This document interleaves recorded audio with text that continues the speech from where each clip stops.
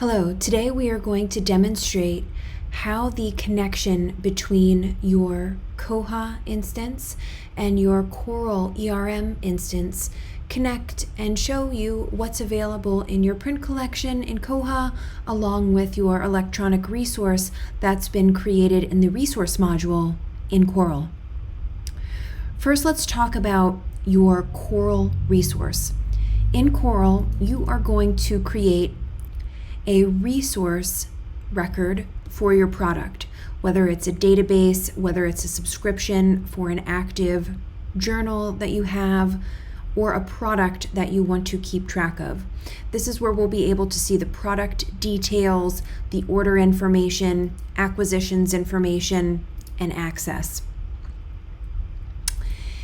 One of the key components to making sure that you can see that information connected in your Koha account is going to be that ISSN or ISBN number that has been added to your resource. So if we take a look at this edited copy, you'll be able to see that in our example here of ethics and behavior, over here I can see both the ISSN numbers. So think about periodicals where there might be a print version, there's an electronic version, and maybe there's even a version of older copies that have been bound that you can purchase. You can add all of those ISSN or ISBN numbers in there. That's what the plugin that's connecting these two are looking for to make sure that this resource exists and the bibliographic record exists in your Koha instance.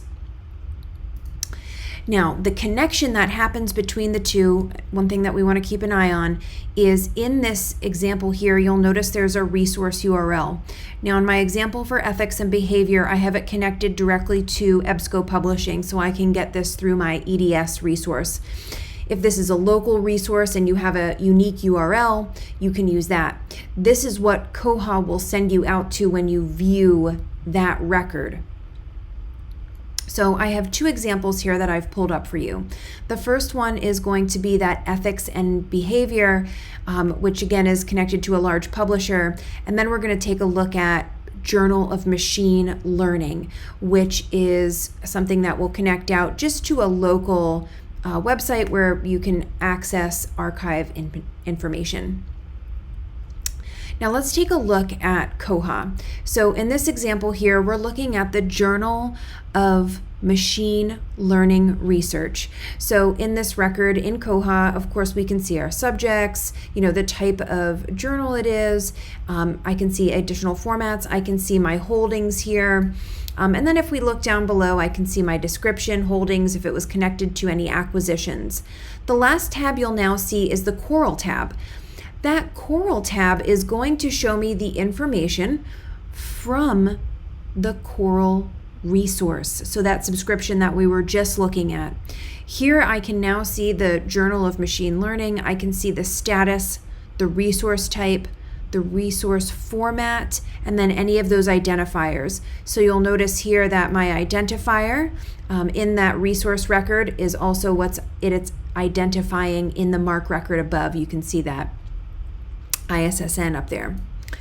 Now, what CORAL will send over to Koha is that resource URL. So if you notice here, the Journal of Machine Learning, if I click on that, that's going to take me right to the URL that I have added into the resource in the CORAL module. So just to confirm that, if we go back over, you'll notice that it's sending me directly to jmlr.org. And if we go back, it takes me right to jmlr.org. Let's look at our second example here. So in ethics and behavior, I have connected this directly to CORAL. So we can see here our ethics and behavior, the status, of course, the resource type, format, and then those identifiers, which again, we can see that match up top.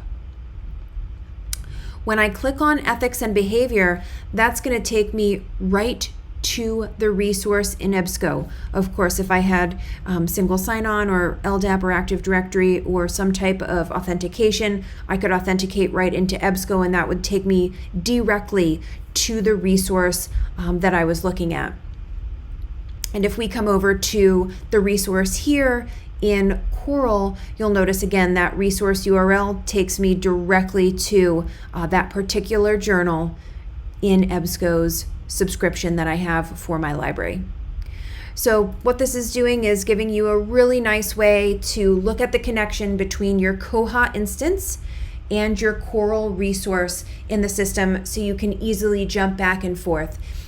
If you don't have those electronic subscriptions set up in your Koha system and you want to connect them to the print, that way you know what you have in print and what you have online, you can easily see that information and then quickly jump directly into it.